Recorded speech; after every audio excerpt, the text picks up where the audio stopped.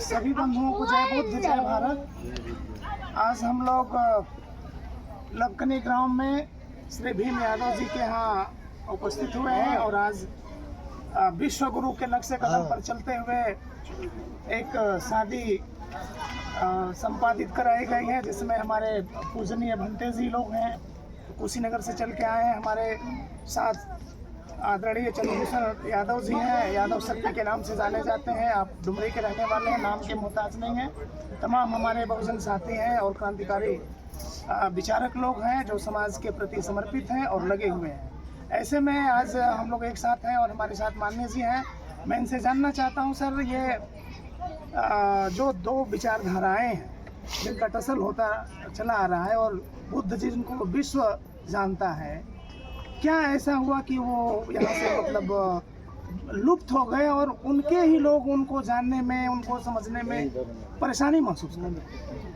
देखिए, सबसे बड़ी बात जो शिक्षा का अभाव था हमारे समाज के अंदर, तो सबसे पहले हमको सामाजिक रूप से गुलाम बनाने के लिए हमको शिक्षा से महरूम किया गया। और जब शिक्षा हमारे पास नहीं रही तो फिर हम अपने विचारधारा से च्युत हो गए और हमने उनके विचारधारा को ही अपना विचारधारा मान लिया, उनके नायकों को ही अपना नायक मान लिया और उनकी पद्धति को ही हमने अपनी पद्धति मान लिया।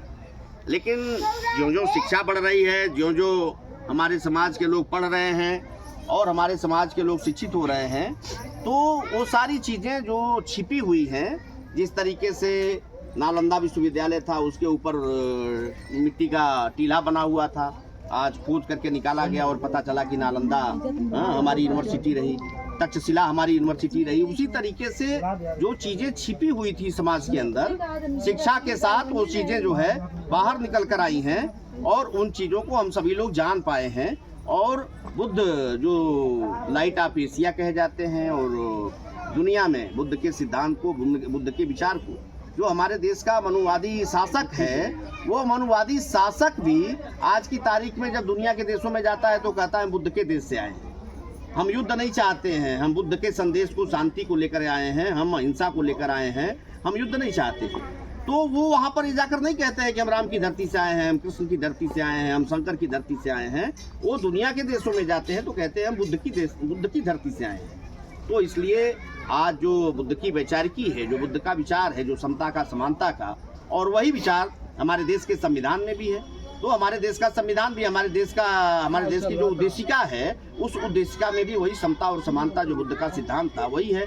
तो आज जो शिक्षा बढ़ेगी, हमारे समाज के लोग निश्चित तौर पे ये साहस करेंगे कि हम अपने उस पद्धति को, उस विचार को आत्मसात करें जो हमको समता और समानता का राह दिखाता है।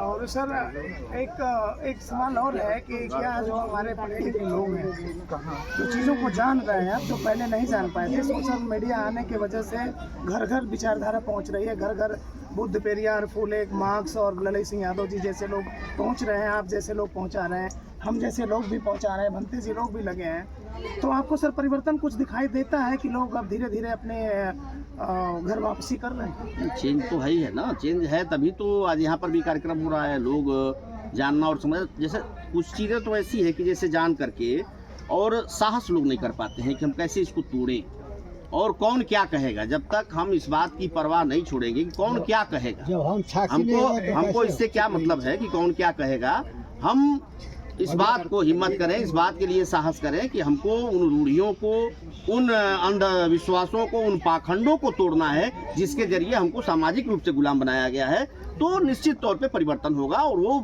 हो रहा है। बहुत बहुत धन्यवाद। और बंधुओं, बुद्ध बराबर विज्ञान, बुद्ध बराबर बुद्धि, और बुद्ध का मतलब है अंधकार से निकलकर प्रकाश की तरफ बढ़ना, बुद्ध का मतलब है स्वाभिमान, और बुद्ध ने कहा है कि लाइट योर सेल्फ।